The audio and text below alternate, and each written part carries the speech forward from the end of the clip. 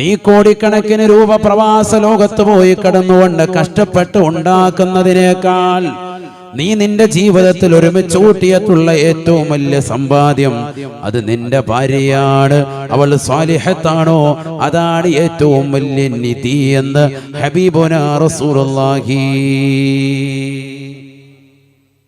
രണ്ടാമതായി റസൂലുള്ള പറയുകയാണ്, ഒരു മനുഷ്യൻ വിജയിക്കുന്നത് 4 കാര്യങ്ങൾ കൊണ്ടാണ്.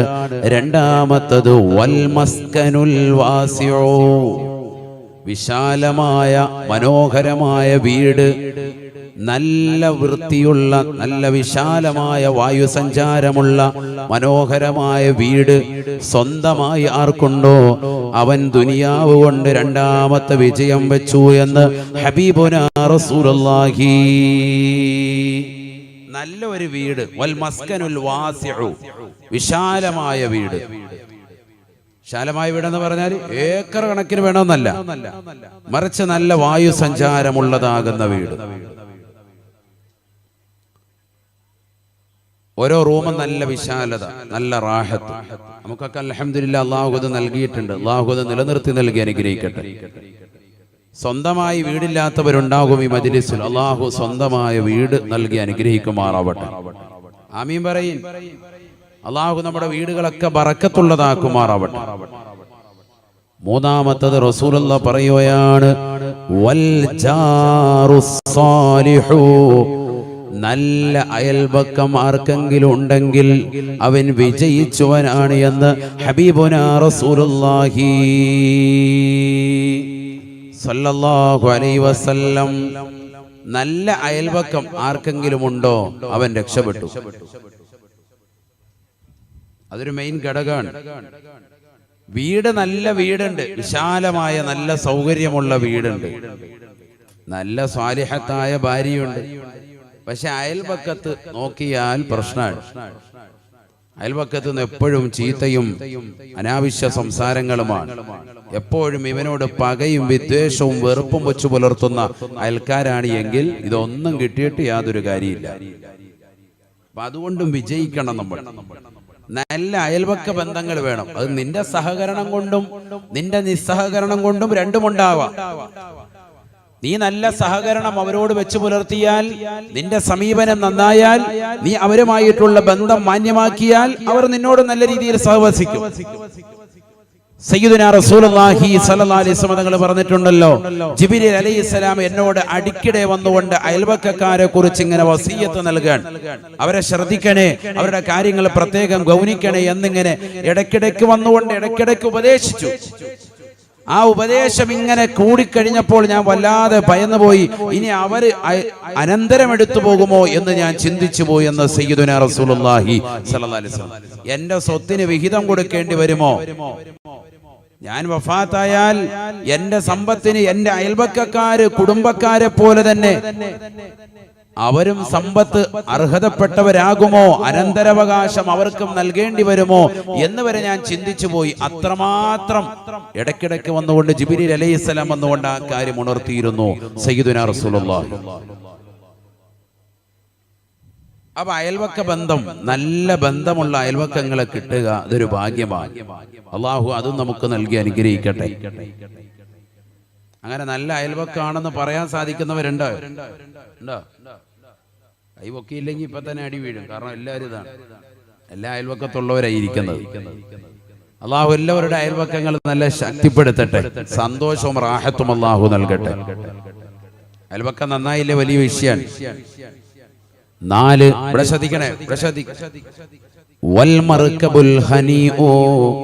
4ാമതായി റസൂലുള്ളാഹി പറയുകയാണ്, ഒരു മനുഷ്യന്റെ വിജയം കൈക്കൊള്ളുന്നത് നല്ല സാലിഹത്തായ ഇണയോടൊപ്പം നല്ല അയൽപക്കത്തോടൊപ്പം അവന് കിട്ടേണ്ടുന്ന മറ്റൊന്നാണ് വൽ മർകബുൽ ഹനീഉ.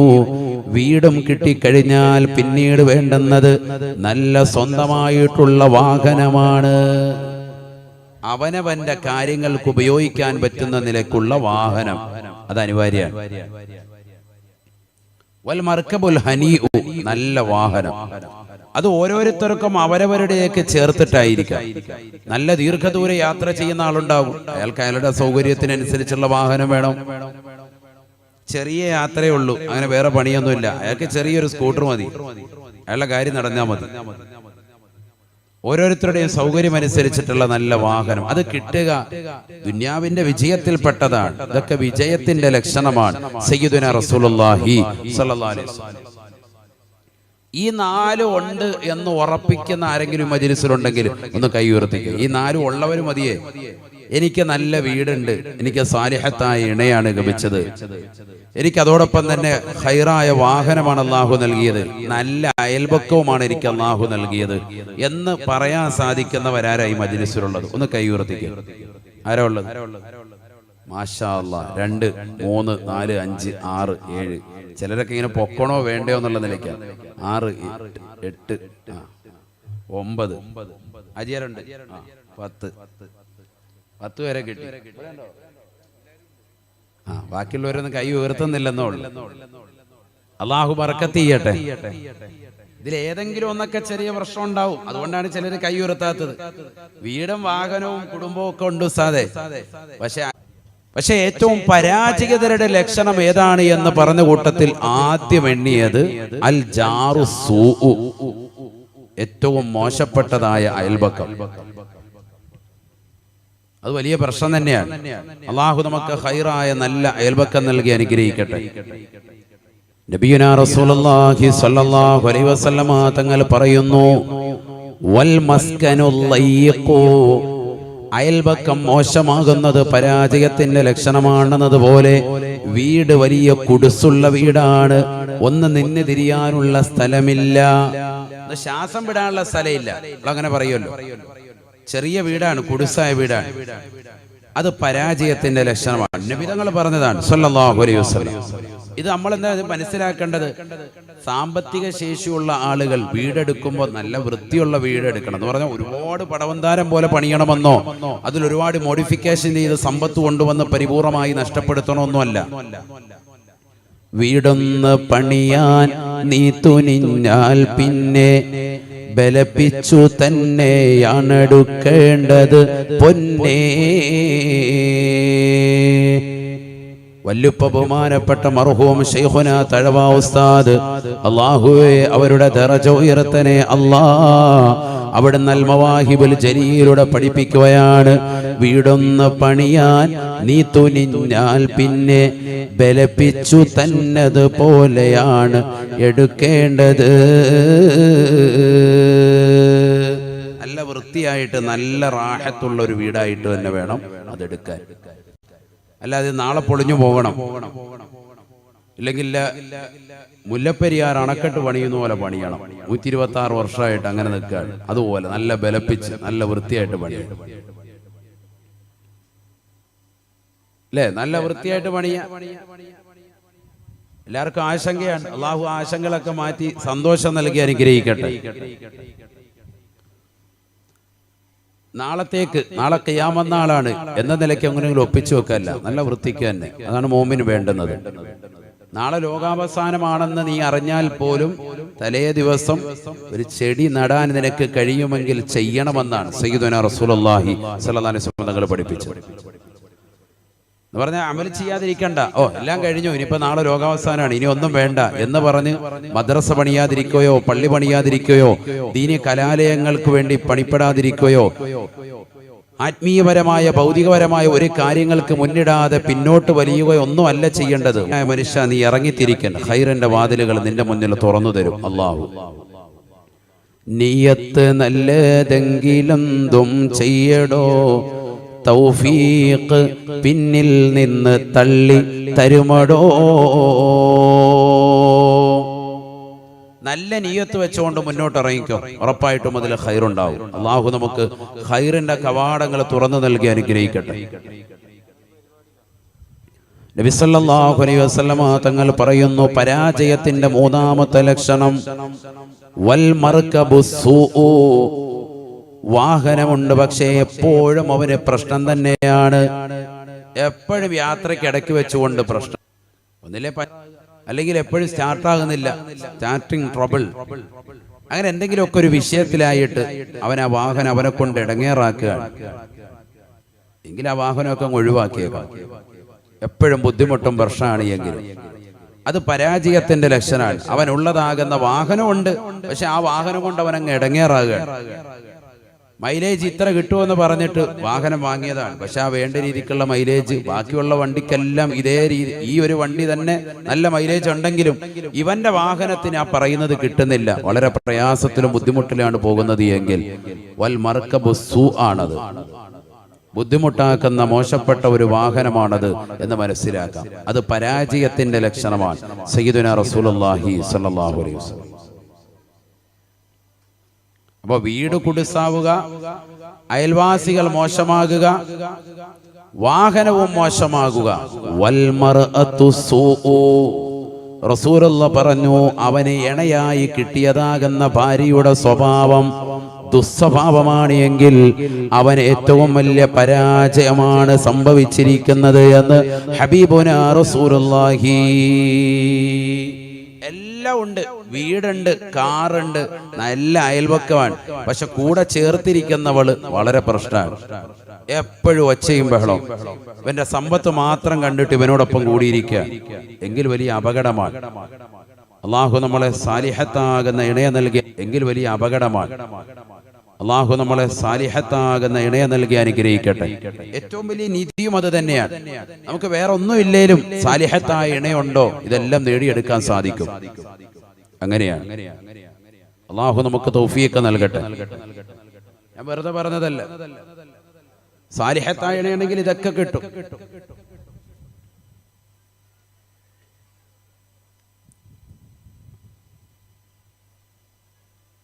അപ്പൊ പരാജയത്തിന്റെ ലക്ഷണവും വിജയത്തിന്റെ ലക്ഷണങ്ങളും അടയാളങ്ങളും പരിശുദ്ധ റസൂൽ സല്ലല്ലാഹു അലൈഹി വസല്ലം തങ്ങൾ അടയാളപ്പെടുത്തി. ഇതിൽ ഞാൻ നിങ്ങളോട് ഇന്ന് സംവാദിക്കുന്നത് വൽ മസ്കനുൽ വാസിഉ, വിശാലമായ നല്ല വാസസ്ഥലം, നല്ല ഭവനം, നല്ല വീട്. അള്ളാഹു അത് നമുക്ക് എല്ലാവർക്കും നൽകി അനുഗ്രഹിക്കട്ടെ. വീട് മോശമായാൽ എല്ലാം പോയി. ഈ വീട്ടിലാണ് നമ്മളൊക്കെ, നമ്മുടെ അഭയ കേന്ദ്രമാണ് വീട്. അതുകൊണ്ടാണല്ലോ നിങ്ങൾ ശ്രദ്ധിച്ചോ എന്നറിയില്ല, വീട്ടിലേക്ക് കയറുമ്പോൾ ഏത് കാലാണ് എടുത്തു വെക്കേണ്ടത് എന്ന് പറഞ്ഞ ഒരാൾ പറയും, കുട്ടികള് വലത്തെ കാലാണ്. വീട്ടിൽ നിന്ന് ഇറങ്ങുമ്പോ ഏത് കാലാണ്? ഇടത്തെ കാലാണ്. പള്ളിയിലേക്ക് കയറുമ്പോ ഏത് കാലാണ്? വലത്തെ കാല്. പള്ളിയിൽ നിന്ന് ഇറങ്ങുമ്പോഴോ ഇടത്തെ കാല്. അപ്പൊ ഹജ്ജിനെ കാണാൻ പോവാണെങ്കിലോ, അപ്പൊ നമ്മള് വീട്ടിൽ നിന്ന് ഹജ്ജിന് പോവാണ്, എന്നാ ഏത് കാലം? വലത്തേക്കാലോ? ആ, അതാ ഞാൻ പറഞ്ഞത്. ഇപ്പൊ എങ്ങനെയുണ്ട്, കുടുങ്ങിയില്ലേ? അത് കുടുങ്ങാൻ വേണ്ടിയാണ് ഇങ്ങനെ ചോദിച്ചത്. ഹജ്ജിന് പോവാണെങ്കിലും ഇടത്തേക്കാലാണ്. ചിലർക്ക് അവിടെ ഇങ്ങനെ ഒരു വലിയ തറദ്ദുണ്ട്, വലത്തേക്കാല് വെക്കണോ ഇടത്തേക്കാല് വെക്കണോ. അവസാനം സംശയിച്ച് ഇന്ന് രണ്ടു കാലം പിടിച്ച് ഒരൊറ്റ ചാട്ടം. അതാകുമ്പോ ആർക്കും കുഴപ്പമില്ലല്ലോ. അങ്ങനെയല്ല വേണ്ട, ഏത് കാലം വെക്കേണ്ടത്? ഇടത്തേക്കാല് തന്നെയാണ്. വീട്ടിൽ നിന്ന് എപ്പോ ഇറങ്ങിയാലും ഇടത് കാല് പഠിച്ചു വെക്കണം. എന്തുകൊണ്ട്? വീട് അഭയകേന്ദ്രമാണ്. അല്ലാഹു ഉസ്താദെ ഹജ്ജും ഉംറയും മോശമായത് കൊണ്ടാണോ? ഒന്നുമല്ല. ഹജ്ജിന് പോയാലും ഉംറയ്ക്ക് പോയാലും മുഅ്മിനായ മനുഷ്യന്റെ എല്ലാ കർമ്മങ്ങളും എന്താണ്? നല്ലതായിരുന്നു. അവൻ മോശമായൊരു കാര്യത്തിന് പോകൂല. അവൻ കച്ചവടത്തിന് പോയിരുന്നാലും പള്ളിയിലേക്ക് പോയിരുന്നാലും മദ്രസയ്ക്ക് മക്കളെ പറഞ്ഞു വിടുമ്പോഴും സ്കൂളിലേക്ക് വിടുമ്പോഴും ഒക്കെ ഒരു മുഅ്മിനീങ്ങളാണ്. പോകുന്നത് നല്ല കാര്യത്തിന് പോകും, അല്ലാതെ ഒരു മോശമായ കാര്യത്തിന് മുഅ്മിൻ പോകാറില്ല. അതുകൊണ്ട് എവിടെ പോയിരുന്നാലും ഇടത് കാല് വെച്ചുകൊണ്ട് പുറത്തേക്ക് പോവുക, വീട്ടിലേക്ക് കയറുമ്പോ വലത് കാല്. കാരണം വീട് അഭയകേന്ദ്രമാണ്. നിന്നിലേക്ക് പരമേൽപ്പിച്ചുകൊണ്ട് ഞാനിതാ പ്രവേശിച്ചിരിക്കുന്നു. അല്ലാ, ഇത് മുഅ്മിനിന്റെ നാവിലുണ്ടാവണേ എന്ന് ഹബീബുനാ ശഫീഉനാ റസൂലുള്ളാഹി പറയാറുണ്ടോ? പ്രിയപ്പെട്ട മുഅ്മിനെ, നീ എത്ര പ്രാവശ്യം വീട്ടിനുള്ളിലേക്ക് പ്രവേശിച്ചവനാണ്? 10 വർഷമായി 20 വർഷമായി വീട് നീ വെച്ചതിന് ശേഷം എത്രയോ പ്രാവശ്യമായി വീട്ടിനുള്ളിലേക്ക് കടക്കുന്നു. എന്നിട്ട് നീ ആ വീട്ടിനുള്ളിലേക്ക് കടന്ന് ഒരു പ്രാവശ്യമെങ്കിലും ഈ ദുആ നീ ചെയ്തിട്ടുണ്ടോ? ഹബീബായ നബി സല്ലല്ലാഹു അലൈഹി വസല്ലമ തങ്ങൾ പറയുകയാണ്, ഇദാ ദഖല അർ-റജുലു ഫീ ബൈതിഹി ഒരു അടിമ, ഒരു മനുഷ്യൻ മുഅ്മിനാൻ അവന്റെ വീട്ടിനുള്ളിലേക്ക് പ്രവേശിക്കുമ്പോ അവന് പറയുകയാണ് ബിസ്മില്ലാഹ്, അല്ലാഹുവിന്റെ നാമം കൊണ്ട് ഞാനിതാ ഈ വീട്ടിനുള്ളിലേക്ക് പ്രവേശിക്കുന്നു എന്ന് പറഞ്ഞാൽ ബിസ്മില്ലാഹി വലജിനാ വബിസ്മില്ലാഹി പറ്റൂല. കാരണം വീട്ടുകാരൻ ബിസ്മി ചൊല്ലിക്കൊണ്ട് പ്രവേശിച്ചിരിക്കുകയാണ്. ഈ ലോകത്തിന്റെ തമ്പുരാനായ ജഗന്നിയന്താവായ പരിപാലകനായ സർവേശ്വരനായ സർവാധിപതിയായ അല്ലാഹുവിന്റെ നാമം ഉച്ചരിച്ചുകൊണ്ടാണ് ഈ മനുഷ്യൻ വീട്ടിനുള്ളിലേക്ക് കടന്നിരിക്കുന്നത്. അതുകൊണ്ട് ലാമബീതലക്കും, നിങ്ങൾക്ക് ഇന്നത്തെ ദിവസം ഇവിടെ രാപാർക്കാൻ സാധിക്കുകയില്ല. അവനെങ്ങാനും ഭക്ഷണം കഴിക്കുന്ന സമയത്ത് അവന് പറഞ്ഞാൽ ബിസ്മില്ലാഹ്, അല്ലാഹുവിന്റെ നാമം കൊണ്ടാണ് ഞാൻ ഈ ഭക്ഷണം കഴിക്കുന്നത്, ഞാൻ ഈ പാനീയം കുടിക്കുന്നത് എന്ന് വീട്ടിനുള്ളിലേക്ക് കടന്നുകൊണ്ട് ഭക്ഷണം കഴിക്കുന്ന മുഅ്മിനെ, കഴിക്കുന്നതാകുന്ന പ്രിയപ്പെട്ട മുസ്ലിമത്തെ, പാനീയങ്ങൾ കുടിക്കുന്ന സഹോദരാ സഹോദരി, നീ പറഞ്ഞു കഴിഞ്ഞാൽ പിശാച് പറയും അത്രേ തന്റെ കൂട്ടാളികളോട്, ഇന്നത്തെ ദിവസം നിങ്ങൾക്ക് രാപാർക്കലുമില്ല, ഇന്നത്തെ ഭക്ഷണവും ഇവിടെയില്ല. കാരണം ബിസ്മില്ലാതെ ഒരു വ്യക്തി പ്രവേശിച്ചാൽ ആ വീട്ടിനുള്ളിൽ കുടിയിരിക്കുന്നത് പിശാചാണ്. ബിസ്മി ചൊല്ലാതെ ആരെങ്കിലും ഭക്ഷണം കഴിച്ചാൽ, പാനീയങ്ങൾ കുടിച്ചാൽ, അവനോടൊപ്പം കഴിച്ചുകൊണ്ട് അവനോടൊപ്പം സായൂജ്യമണിഞ്ഞുകൊണ്ട് നിലകൊള്ളുന്നതും പിശാചാണ്, പിശാചാണ്.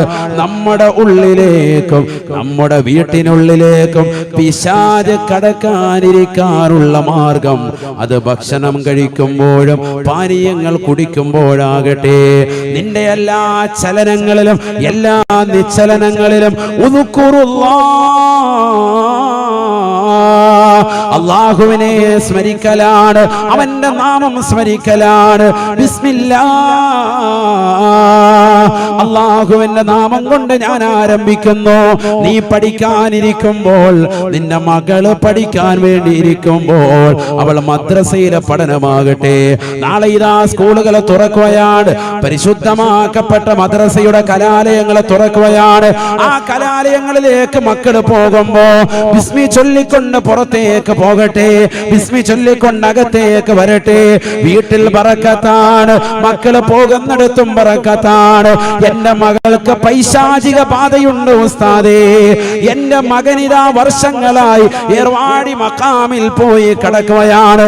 എത്ര നാളായി, എത്ര വർഷങ്ങളായി, എത്രയെത്ര ആളുകളെ കാണിച്ചിരിക്കുന്നു, എത്രയെത്ര നേർച്ചകൾ നേർന്നിരിക്കുന്നു, ഇതുവരെ ശമനമില്ല എന്ന് പറയുന്ന മുസ്ലിമേ, മുസ്ലിമത്തെ, നിന്റെ ജീവിതത്തിൽ മാറ്റം അനിവാര്യമാ.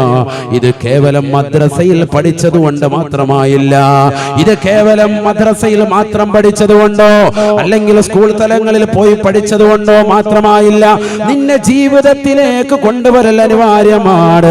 ഹബീബായ നബി തങ്ങൾ പഠിപ്പിക്കുകയാ, അല്ലാഹുവിനെ ദിക്ർ ചൊല്ലിക്കൊണ്ടൊരു വ്യക്തി നിലകൊണ്ടാൽ അത് വീട്ടിലേക്ക് കടക്കുമ്പോഴാകട്ടെ, വീട്ടിൽ എന്ത് കാര്യങ്ങൾ പെരുമാറുമ്പോഴാകട്ടെ, പിശാചിന്റെ സാന്നിധ്യം അവരിൽ ഉണ്ടാവുകയില്ല എന്ന് ഹബീബായ റസൂലുള്ളാഹി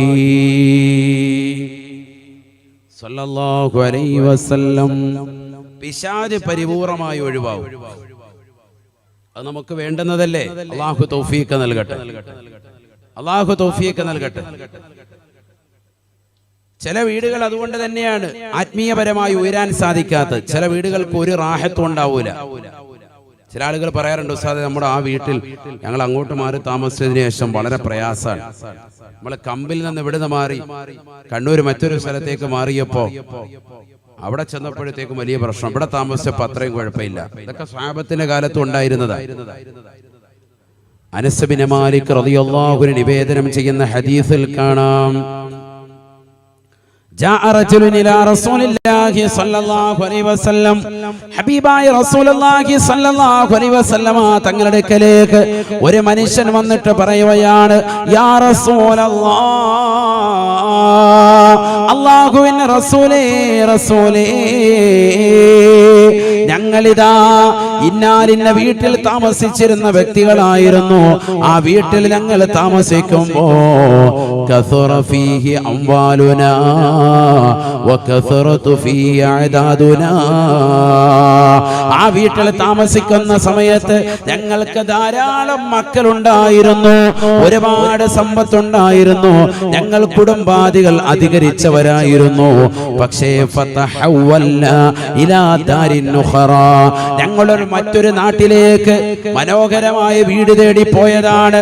അവിടെ ചെന്നുകൊണ്ട് ഞങ്ങൾ താമസം ആരംഭിച്ചപ്പോൾ ഫഖല്ല അദദുനാ വഖല്ലത് അംവാലുനാ,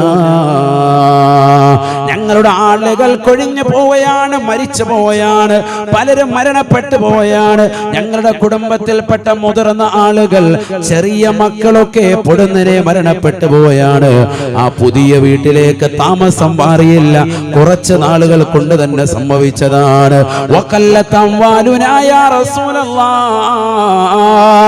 ഞങ്ങളുടെ സമ്പത്തും കുറയാ തുടങ്ങി റസൂലേ, ഞങ്ങളുടെ സമ്പത്ത് നല്ലതുപോലെ കുറയാ തുടങ്ങിയെന്ന് അല്ലാഹുവിന്റെ റസൂലിനോട് പരാതിപ്പെട്ടപ്പോൾ ഹബീബായ നബി തങ്ങൾ പറഞ്ഞു അത്രേ, നിങ്ങൾ ആ വീട് കൊടുത്തേക്ക്, അത് ഉപേക്ഷിച്ചേക്ക്, ഈ വീട്ടിൽ നിന്ന് താമസം നിങ്ങൾ എത്രയും പെട്ടെന്ന് മാറ്റണം. വീട് വെക്കാൻ ലക്ഷ്യം വെക്കുന്ന മുഅ്മിനെ, വീട് വെക്കാൻ വേണ്ടി കരുതുന്ന സഹോദരി, ആ വീടിന്റെ സ്ഥലം അനുയോജ്യമായിരിക്കണേ, അവിടെയുള്ള മുഅ്മിനീങ്ങൾ ഈമാൻ പുൽകുന്നവരായിരിക്കണേ. അല്ലാഹുവിന്റെ പള്ളിയുടെ വിനാരങ്ങൾ എന്നുള്ള ശ്രവണ സുന്ദരമായ പാങ്കുലുകൾ മുഴങ്ങുന്നതിന്റെ പരിസരങ്ങളിലുമായിരിക്കണേ. വമൻ അഹ്സനു ഖൗലൻ മിമ്മാ ദഅാ ഇലല്ലാഹ്, അല്ലാഹുവിൻ്റെതാകുന്ന മഹനീയമായ നാമങ്ങൾ ഉച്ചരിക്കുന്നതാകുന്ന പള്ളികൾ, ആ പള്ളികളുടെ പരിസരങ്ങൾ വന്നുകൊണ്ട് താമസിക്കാൻ മുഅ്മിനേ മുഅ്മിനത്തെ നമ്മൾ തയ്യാറാവണം.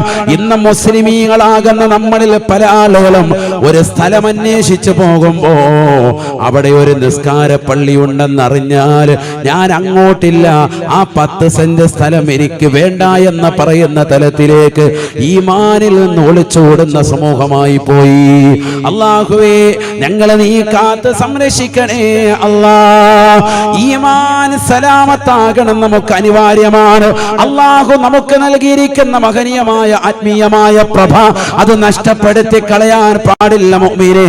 അതിനനുയോജ്യമായ വാസയോഗ്യമായ സ്ഥലമായിരിക്കണം. അതുകൊണ്ട് ആദ്യമായി നീ ശ്രദ്ധിക്കേണ്ടത്, ഞാൻ ഈ സ്ഥലത്ത് വീട് വെച്ചാൽ എനിക്കും എൻ്റെ ഭാര്യയ്ക്കും മക്കൾക്കും കുടുംബത്തിനും എൻ്റെ പരമ്പരകൾക്ക് മുഴുവനും ആത്മീയമായി ഇവിടെ ഉയരാൻ സാധിക്കുമോ?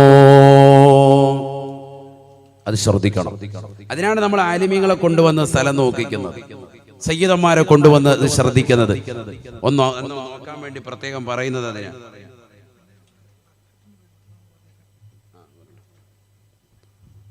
അള്ളാഹു നമ്മളെ സ്വീകരിക്കട്ടെ. ആ ബക്കറ്റ് ഒന്ന് വേഗം ഒന്ന് ഓടിച്ചോ, വേഗാട്ടെ. എല്ലാവരും കയ്യിലുള്ള 500 വെച്ചിട്ടേക്ക് വേഗാട്ടെ.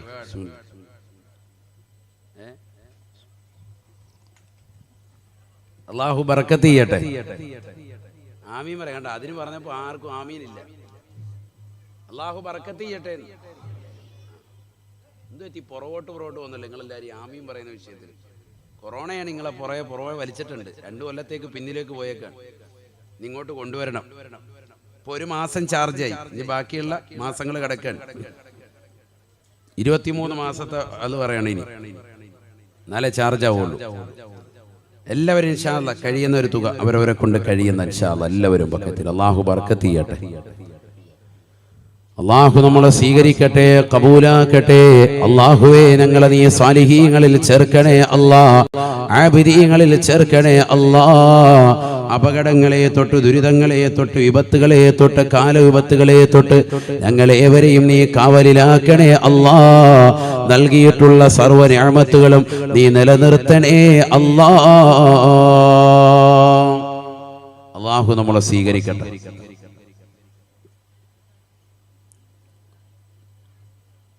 ആ വേഗം വേഗം ഓടിച്ചു. കയ്യിലുള്ളത് കൊടുക്കും. അല്ലാഹു ബറക്കത്ത് ചെയ്യട്ടെ.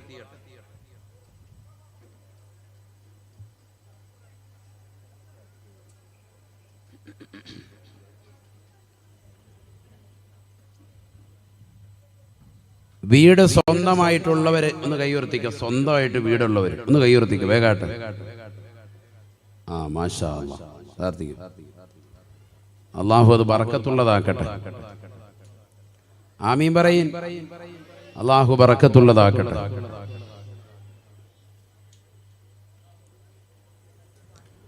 ശ്രദ്ധിക്കണേ, ശ്രദ്ധിക്കണം.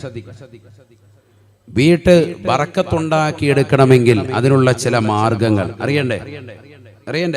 ഒന്ന്, ആ വീട് പരിപൂർണമായി നജസ്സിൽ നിന്ന് മുക്തമായിരിക്കണം. വീട് നല്ലതുപോലെ പണിതിട്ടു, പക്ഷെ ഒരു കൊല്ലം കഴിയുമ്പോഴേക്കും ആളുകൾ പറയാൻ തുടങ്ങും, ഓ ഇത് 10 കൊല്ലം പഴക്കമുള്ള പെരയാണ്. ആ രീതിയിലേക്ക് വീട്ടുകാരനും മാറിയാൽ എന്ന് പറഞ്ഞാൽ ശുദ്ധീകരണ വിഷയത്തിൽ അവർ പുറകോട്ട് പോയാൽ അത് വലിയ ബറക്കത്ത് കേടാണ്, ഐശ്വര്യം ഉണ്ടാവൂല. വീട് നല്ല രീതിയിൽ പണിയണം. അതാദ്യം പറഞ്ഞല്ലോ, നല്ല വൃത്തിയായിട്ട് തന്നെ പണിയണം. പണിത് കഴിഞ്ഞിട്ട് പിന്നെ അതിന്മേലിട്ട് പണിയാൻ നിൽക്കണ്ട. അതാണ് ഇന്ന് സമൂഹത്തിൽ പലയിടത്തും നടക്കുന്നത്. വീടൊക്കെ പണിത് എല്ലാവരും കേറി അതിനകത്ത് എന്താ പറയാ, പെരവാസൂരി എന്താ ഇവിടെ പറയാ, എന്താ വീട് പാല് കാച്ചി അല്ലേ, പാല് കാച്ചി അങ്ങനെ കഴിഞ്ഞതിന് ശേഷം പല സ്ഥലങ്ങളിൽ പലതാണ് പറയാ. മലപ്പുറത്ത് ചില ഭാഗങ്ങളിൽ കുറ്റൂസ് എന്നാണ് അതിന് പറയാ, ചിലയിടത്ത് പെരവാസൂരി എന്ന് പറയാം. അതുകൊണ്ടാണ് ചോദിക്കുന്നത്. അങ്ങനെ പാല് കാച്ച കഴിഞ്ഞ് അവിടെ താമസമായതിനു ശേഷം പിന്നീടൊരു പണിയുണ്ട്. വീട്ടുകാരൻ കിടക്കുന്നത് അപ്പോഴും എവിടെയാണ്, കാർപോറച്ചിലാണ് കിടക്കുന്നത്. പെരയ്ക്കകത്തോട്ട് കയറാനായിട്ടില്ല എന്നാണ് പറയുന്നത്. അതിനകത്ത് പിന്നെയും ഇങ്ങനെ തേക്കിന്റെ പരിപാടി, നിലമ്പൂർ തേക്ക് കൊണ്ടോ എന്നുള്ള പരിപാടി, അങ്ങനെ ഇങ്ങനെ ചെയ്തുകൊണ്ടിരിക്കുക. അത് ഇന്ന് സമൂഹത്തിൽ കൂടി വരുന്നുണ്ട്. അത് കടുത്ത തെറ്റാണ്, അത് വേണ്ട. വീടിനെ പണി നല്ല വൃത്തിയായിട്ടങ്ങ് ഫിനിഷ് ആയിക്കോ. തുടക്കത്തിൽ തന്നെ ഫിനിഷ് ചെയ്യും. അവനവന്റെ സാമ്പത്തിക സ്രോതസ് മുഴുവനും അതിൽ പരിപൂർണമായി നശിപ്പിക്കാതെ വൃത്തിയായിട്ട്. അൽ മസ്കനുൽ വാസിഉ എന്നാണ്, നല്ല വിശാലമായ വായുസഞ്ചാരമുള്ള നല്ല റൂം, നല്ല 10 അടി വീതി 10 അടി നീളത്തിലൊക്കെ ഏറ്റവും ചുരുങ്ങിയ നല്ല വൃത്തിയായിട്ടുള്ള റൂം. അത് തന്നെ നല്ല വായു സഞ്ചാരം വേണം. ഇന്നിപ്പോൾ ഇഷ്ടം പോലെ ധാരാളം ആളുകളുണ്ട്, നല്ല ആളുകൾ, കൺസ്ട്രക്ഷൻ വർക്ക് ചെയ്യുന്നവർ. ആരെ കൊണ്ടൊക്കെ നോക്കിച്ചോട്ടോ ഇല്ലെങ്കിൽ ആ രീതിക്കൊക്കെ നല്ല വൃത്തിക്ക് ചെയ്യാൻ അറിയാവുന്നവരാണ് നമ്മൾ. എല്ലാവരുടെയും വീടുകൾ അൽഹംദുലില്ലാ നല്ല വീടുകളാണ്, പ്രത്യേകിച്ച് നമ്മുടെ മലബാർ ദേശത്ത്. അല്ലാഹു ബറക്കത്ത് നിലനിർത്തി തരട്ടെ. അതിൽ ബറക്കത്തുണ്ടാക്കണമെങ്കിൽ നജസ് പുരളാതെ അശുദ്ധി വരുത്താതെ നോക്കണമെന്നർത്ഥം. ചെറിയ കുട്ടികളൊക്കെ മൂത്രമൊഴിച്ചു കഴിഞ്ഞാൽ എന്ത് ചെയ്യണം, വേഗം തന്നെ അവിടെ എന്ത് ചെയ്യണം, തുടച്ചത് മാറ്റണം. അതവിടെ ഇട്ടേക്കരുത്.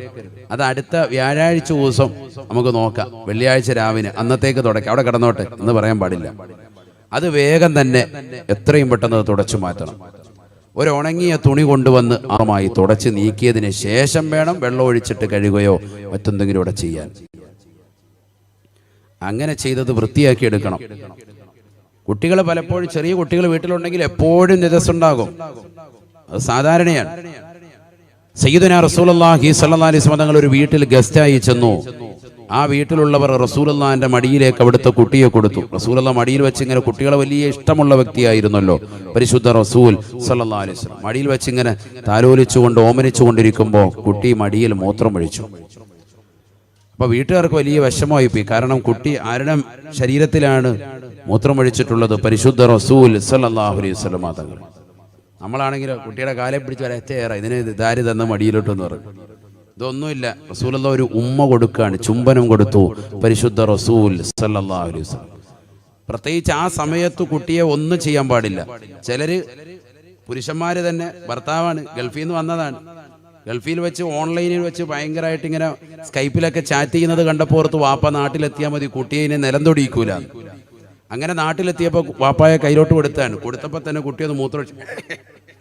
നമ്മളിപ്പോൾ രാവിലെ ഫ്ലൈറ്റിൽ നിന്ന് ഇറങ്ങിയപ്പോൾ അടിച്ച സ്പ്രേ ഇവൻ കളയുമല്ലോ എന്നുള്ള രീതിക്ക് ആ സമയത്ത് പെട്ടെന്ന് അങ്ങോട്ട് ഷെയ്ക്ക് ചെയ്യുമ്പോൾ കുട്ടിക്കതെന്താവും, മൂത്രസംബന്ധമായിട്ടുള്ള രോഗങ്ങൾക്കത് കാരണമായി തീരും.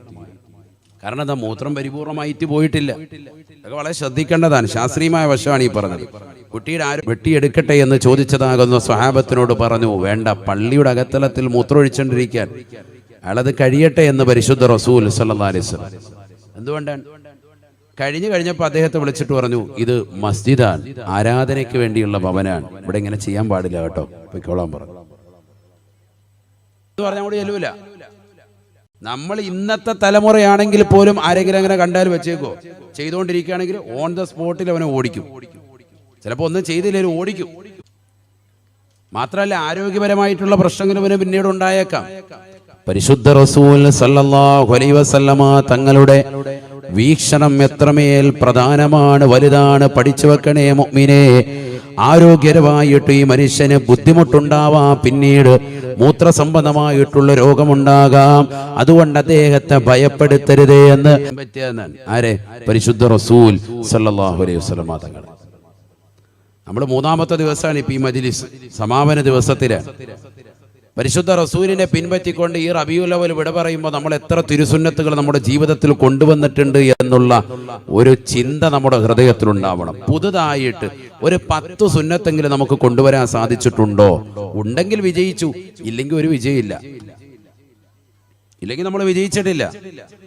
റബീഉൽ അവ്വൽ കഴിയാൻ ഒരു വിജയം നമ്മൾ കൊണ്ടാടിയിട്ടില്ല. ഈ ആഘോഷങ്ങൾ കൊണ്ടെല്ലാം പരിശുദ്ധ റസൂൽ സല്ലല്ലാഹു അലൈഹി വസല്ലമ തങ്ങളോട് ഒരു ചാണൽ എങ്കിലും നമുക്ക് സ്നേഹം കൂട്ടാൻ സാധിച്ചിട്ടുണ്ടോ? ആ പരിശുദ്ധ പ്രവാചകന്റെ തിരുസുന്നത്തുകൾ ഹയാത്താക്കാൻ സാധിച്ചിട്ടുണ്ടോ? ആ ചിന്തയാണ് നമുക്ക് വേണ്ടുന്നത്. അല്ലാഹു തൗഫീഖ് നൽകട്ടെ. നബിയുനാ റസൂലുള്ളാഹി സ്വല്ലല്ലാഹു അലൈഹി വസല്ലമ തങ്ങൾ പറയുകയാണ്, വീട്ടിനുള്ളിൽ ബറക്കത്തുണ്ടാകാൻ നിങ്ങൾ ഒരിക്കലും ആ വീട്ടിനുള്ളിൽ ഒരു സൂറത്തും നിങ്ങൾ വെക്കാൻ പാടില്ല, ഒരു ചിത്രവും നിങ്ങൾ വെക്കാൻ പാടില്ല. ബഹുമാനപ്പെട്ട ജിബ്രീൽ അലൈഹിസ്സലാം കടന്നു വന്നുകൊണ്ട് പറയുകയാണ്, ഇന്നാ ലാ നദ്ഖുലു ഫീ ബൈത്തിൻ ഫീഹി കൽബുൻ വസൂറാ. ഒരു വീട്ടിൽ ഞങ്ങൾ പ്രവേശിക്കുകയില്ല, ഒരു വീട്ടിലേക്ക് ഞങ്ങൾ കടക്കുകയില്ല. ആ വീട്ടിൽ പടമുണ്ട്, ചിത്രമുണ്ട്. മരണപ്പെട്ടു പോയതാകുന്ന ആളുകളുടെ, പൂർവസൂരികളുടെ, മഹാന്മാരുടെ, മാതാപിതാക്കളുടെ, സുഹൃത്തുക്കളുടെ, അവൻ്റെതാകുന്ന മുതലാളിയുടെ, അവന്റെ രാജാവിന്റെ, അവന്റെ പ്രവാസ ലോകത്തുള്ളതാകുന്ന അവന്റെ കഫീലിന്റെ, ആരുടെ ആയിക്കോട്ടെ, ഒരു ഫോട്ടോയും പ്രദർശനം നടത്താൻ പാടില്ല. വീട്ടിനുള്ളിൽ ഫ്രെയിം ചെയ്തത് വെക്കാനും പാടില്ല. ഇന്ന് ധാരാളം മുസ്ലിം സഹോദര സഹോദരിമാര് പള്ളിയുടെ അകത്തലങ്ങൾ വന്നുകൊണ്ട് മിമ്പറിന്റെ മെഹ്റാബിന്റെ പടിവാതിൽ കന്നുകൊണ്ട് പൊട്ടിക്കരയുന്ന സഹോദരങ്ങൾ വരെ ഒരുപാട് ആളുകൾ ഹജ്ജ് ചെയ്തിട്ടുള്ളവരാണ്, ഉംറ നിർവഹിച്ചിട്ടുള്ളവരാണ്. പക്ഷേ വീട്ടിൽ തന്റെയും തന്റെ കുടുംബത്തെയും മക്കളുടെയും ഒക്കെ ഫോട്ടോ ഫ്രെയിം ചെയ്തുകൊണ്ട് അവരുടെ ബെഡ്റൂമിൽ കൊണ്ടുപോയി വെച്ചിട്ടില്ലേ? ഇന്നാ ലാ നദ്ഖുലു ഫീ ബൈത്തിൻ ഫീഹി കൽബുൻ വസൂറാ. നായെ വളർത്തുന്ന ഒരു വീട്ടിലേക്ക്, അതുപോലെ തന്നെ ചിത്രമുള്ളതാകുന്ന ഒരു വീട്ടിനുള്ളിലേക്ക് ഒരിക്കലും ഞങ്ങൾ കടക്കുകയില്ല എന്ന് ജിബ്രീൽ അലൈഹിസ്സലാം പരിശുദ്ധ റസൂൽ സല്ലല്ലാഹു അലൈഹി വസല്ലമ തങ്ങളോട് പറഞ്ഞു അത്രേ. ഞങ്ങൾ പ്രവേശിക്കില്ല എന്നാ പറഞ്ഞത്. മലക്കുകൾ വീട്ടിനുള്ളിൽ ബറക്കത്തുണ്ടാകാൻ നിങ്ങൾ ഒരിക്കലും ആ വീട്ടിനുള്ളിൽ ഒരു സൂറത്തും നിങ്ങൾ വെക്കാൻ പാടില്ല, ഒരു ചിത്രവും നിങ്ങൾ വെക്കാൻ പാടില്ല. ബഹുമാനപ്പെട്ട ജിബ്രീൽ അലൈഹിസ്സലാം കടന്നു വന്നുകൊണ്ട് പറയുകയാണ്, ഇന്നാ ലാ നദ്ഖുലു ഫീ ബൈത്തിൻ ഫീഹി കൽബുൻ വസൂറാ. ഒരു വീട്ടിൽ ഞങ്ങൾ പ്രവേശിക്കുകയില്ല, ഒരു വീട്ടിലേക്ക് ഞങ്ങൾ കടക്കുകയില്ല. ആ വീട്ടിൽ പടമുണ്ട്, ചിത്രമുണ്ട്. മരണപ്പെട്ടു പോയതാകുന്ന ആളുകളുടെ, പൂർവസൂരികളുടെ, മഹാന്മാരുടെ, മാതാപിതാക്കളുടെ, സുഹൃത്തുക്കളുടെ, അവൻ്റെതാകുന്ന മുതലാളിയുടെ, അവന്റെ രാജാവിന്റെ, അവന്റെ പ്രവാസ ലോകത്തുള്ളതാകുന്ന അവന്റെ കഫീലിന്റെ, ആരുടെ ആയിക്കോട്ടെ ഒരു ഫോട്ടോയും പ്രദർശനം നടത്താൻ പാടില്ല. വീട്ടിനുള്ളിൽ ഫ്രെയിം ചെയ്തത് വെക്കാനും പാടില്ല. ഇന്ന് ധാരാളം മുസ്ലിം സഹോദര സഹോദരിമാര് പള്ളിയുടെ അകത്തലങ്ങൾ വന്നുകൊണ്ട് മിമ്പറിന്റെ മെഹ്റാബിന്റെ പടിവാതിൽ കന്നുകൊണ്ട് പൊട്ടിക്കരയുന്ന സഹോദരങ്ങൾ വരെ ഒരുപാട് ആളുകൾ ഹജ്ജ് ചെയ്തിട്ടുള്ളവരാണ്, ഉംറ നിർവഹിച്ചിട്ടുള്ളവരാണ്.